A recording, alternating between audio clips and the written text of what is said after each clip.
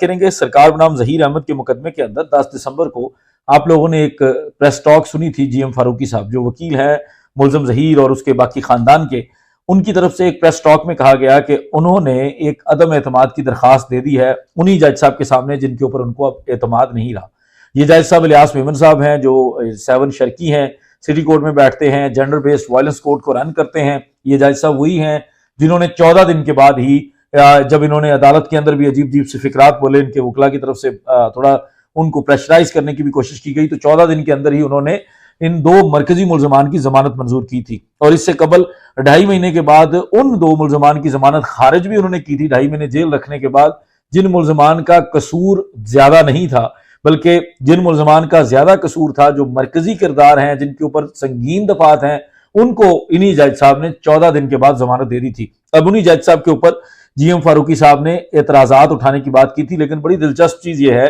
कि जीएम फारूकी साहब ने ना तो अपनी तरफ से यह दरखास्त दी है, ना ही उन्होंने किसी और वकील साहब की तरफ से यह दरखास्त दी है। यह दरखास्त देने वाला छुपा रुस्तम शबीर अहमद है, जो मुलजम जहीर का बड़ा भाई है और इस केस के अंदर मुलजम भी है। ये शबीर अहमद की तरफ से जाती हैसियत में दरखास्त दी गई है और शबीर अहमद साहब ने 10-12 को अपने सिग्नेचर भी किए हैं। दरखास्त किस चीज के लिए है? उन्होंने कहा जी कि हम ये चाहते हैं कि आप इस मामले को प्रोसीड ना करें, आप इस मामले को प्रोसीड ना करें क्योंकि हमें आपके ऊपर एतमाद नहीं रहा। अब क्यों एतमाद नहीं रहा? जो आपका कंडक्ट था, जो आपका रवैया था, हमारे एक वकील एडवोकेट नेमली असगर अली अब्रो साहब जो हैं, असगर अली के साथ जो आपका रवैया था वो नामुनासिब था। इस वजह से हम आपके सामने प्रोसीड नहीं करवाना चाहते, बराए मेहरबानी आप इसको प्रोसीड ना करें। अब जो अंदर उन्होंने सारी जो चीजें लिखी हैं, जो बाहर प्रेस टॉक के अंदर बोली थी, वो आप लोगों ने सुनी हुई हैं। अब आप लोगों ने ज़हन में रखना है उनकी उन बातों को, और अब जो अंदर चीजें लिख रहे हैं उसके बारे में। सबसे पहले ये कहते हैं कि जी 8/12 को हमें पता चला,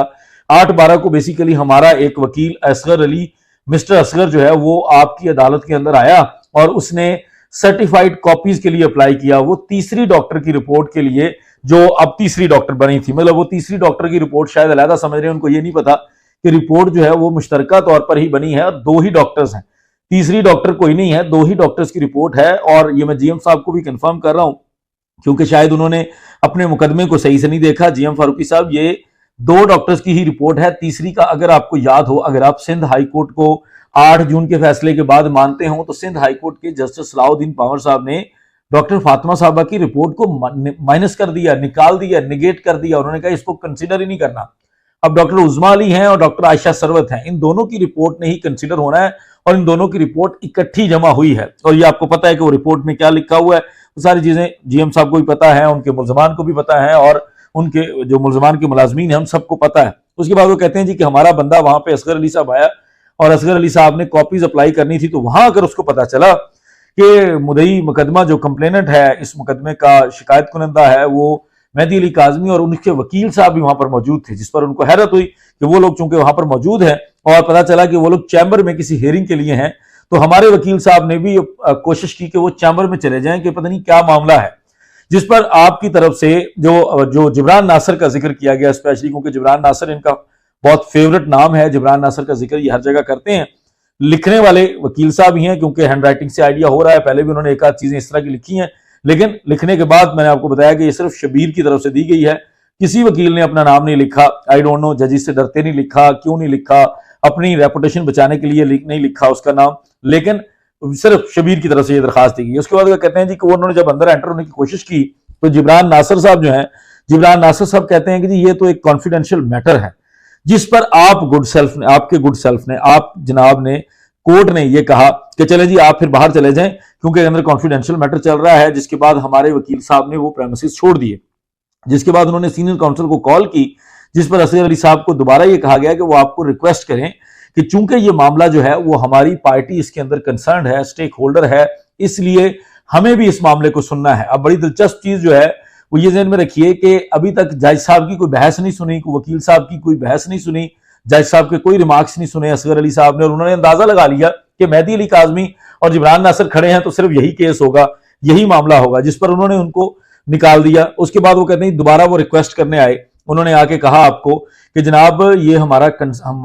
हमसे कंसर्न है मामला, हमारे मुलजम भी इसके अंदर पार्टी हैं, तो इसलिए हमें सुनने की इजाजत दी जाए कि ये लोग क्या कहते हैं। जिस पर आपने हार्शली उनको दोबारा वो डायरेक्शन दी कि वो प्रेमिसेस को छोड़ दें, वो आपके चैम्बर से निकल जाएं। जिसके बाद वो कहते हैं जी कि वो लोग चले गए। अब more than half week has passed, कि अब आधे हफ्ते से ज्यादा टाइम हो चुका है। मेडिकल ऑफिसर की रिपोर्ट जो है वो उसकी हमें सर्टिफाइड कॉपी नहीं दी जा रही। उसके अलावा वो कहते हैं कि जी अब हमारे नॉलेज में ये भी आया है कि आपने हमें सुने बगैर, विदाउट हियरिंग, हमें सुने बगैर आपने चाइल्ड प्रोटेक्शन सेंटर से रिपोर्ट मांग ली है, और चाइल्ड प्रोटेक्शन सेंटर की जो अथॉरिटीज की रिपोर्ट है वो रिपोर्ट उन्होंने जमा भी करवा दी है, और वो रिपोर्ट आपके सामने लग भी चुकी है, सील लिफाफे में रिपोर्ट आ चुकी है। और वो कहते हैं कि हमने तो आपको दरखास्त ये दी थी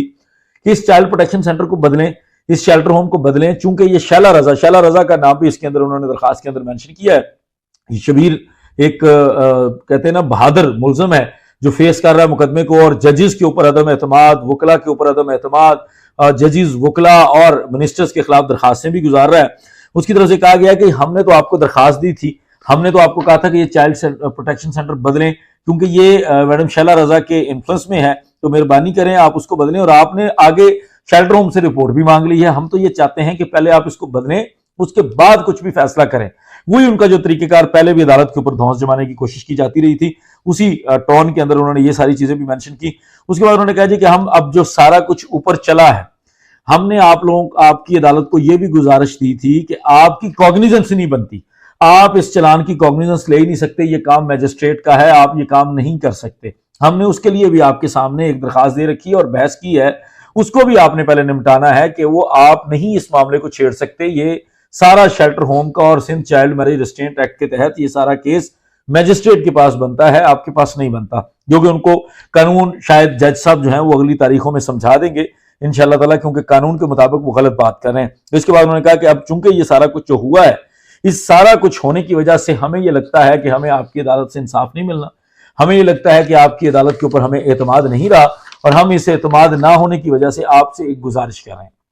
वो गुजारिश ये कर रहे हैं कि आप मेहरबानी फरमाकर इस केस से अपने आप को अलहदा करें, इस केस का रेफरेंस बनाकर चाहे डिस्ट्रिक्ट एंड सेशन जज को भेजें, चाहे हाई कोर्ट को भेजें, लेकिन आप इस केस से अलहदा हो जाएं, क्योंकि हम नहीं चाहते कि आप इस केस के अंदर रहें। क्योंकि जो आपने 8 तारीख को हमारे एक वकील असगर के साथ किया है, उसके ऊपर हम ये समझते हैं कि आप अब गैर जानबदार नहीं रहे, आप जानबदारी का मुजाहरा कर रहे हैं। मैं अगेन आपको एक्सप्लेन कर रहा हूं कि ये वही जज साहब हैं, रियाज मेमन साहब, जिन्होंने निकाह खान और गवाह की जमानत, जिसके ऊपर 3 साल की सजा वाला ऑफेंस था, उससे भी कम वाले ऑफेंसेस थे, उनको तो 2.5 महीने के बाद भी, 2 महीने और 15 दिन के बाद भी जमानत नहीं दी। बाद गिरफ्तारी वो जेल में थे और उनको जमानत नहीं दी, और सिर्फ चाइल्ड मैरिज करवाने वाले बंदे को, फैसिलिटेटर को, उन्होंने संगीन किस्म का मुजरम कहा, संगीन किस्म की नोयत के जो है वो जुर्म करने वाला बंदा कहा, और उसके बाद उन्होंने जमानतें खारिज की। उन्होंने कहा कि ये क्राइम जो है वो एक बंदे के खिलाफ नहीं है, मुदई के खिलाफ नहीं है, ये सोसाइटी के अगेंस्ट क्राइम है। लेकिन जब उनके पास मेन एक्यूज की जमानतें आई, हमने वो सुना, अमर नियाज बडेरा साहब ने अदालत के अंदर अदालत के ऊपर एक धौंस जमाने की कोशिश की, पावरफुल होके उन्होंने कमेंट्स ऐसे पास किए जिससे अदालतें अपने आप को कंट्रोवर्शियल ना समझें, इस तरह की चीजें बात की।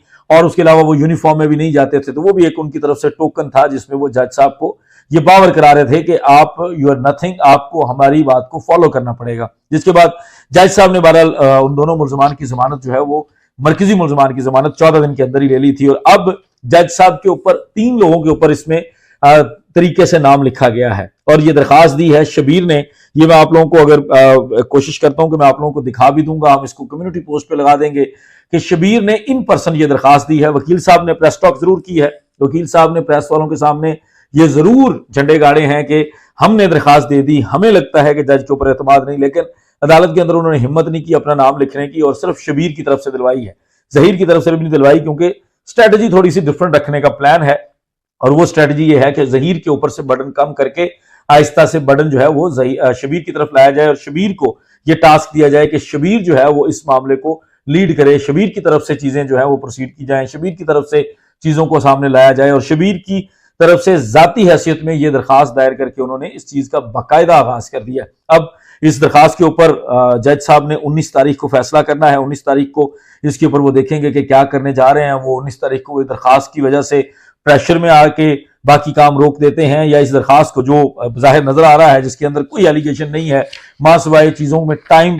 लिंगर ऑन करने के, टाइम टेकिंग जो एक स्ट्रेटजी होती है, इस तरह के हरबे होते हैं ताखीरी, वो उसके अलावा ये कुछ नजर नहीं आ रहा कि इसके अंदर जज साहब इसके ऊपर कोई और कार्रवाई करें। लेकिन 19 तारीख को देखते हैं जज साहब इसके ऊपर क्या प्रोसीड करते हैं। जबरान नासिर के ऊपर, डॉक्टर शैला रजा का और जज साहब के ऊपर डायरेक्टली इल्जाम लगाए गए हैं। जज साहब से ये कहा गया है कि हमें आपसे इंसाफ की तवक्को नहीं है, हमें नहीं लगता कि आप इंसाफ करेंगे और हमारा हक है कि आप किसी और जज के सामने इस केस को भेजें, रेफरेंस बनाकर सेशन जज को भेजें या कोर्ट को भेजें। ये दरखास्त वो थी जिसके ऊपर असल में ये दरखास्त का जिक्र हमने जीएम फारूकी साहब के मुंह से तमाम लोगों ने सुन लिया कि उन्होंने प्रेस टॉक में कहा। यह जरूरी था आप लोगों के सामने लाना कि यह दरखास्त शबीर की तरफ से दी गई है, वकील साहब ने नहीं इस दरखास्त के ऊपर साइन किए। फर्दर जो भी डेवलपमेंट होगी आप लोगों के सामने जरूर रखेंगे। बहुत शुक्रिया। अस्सलाम वालेकुम।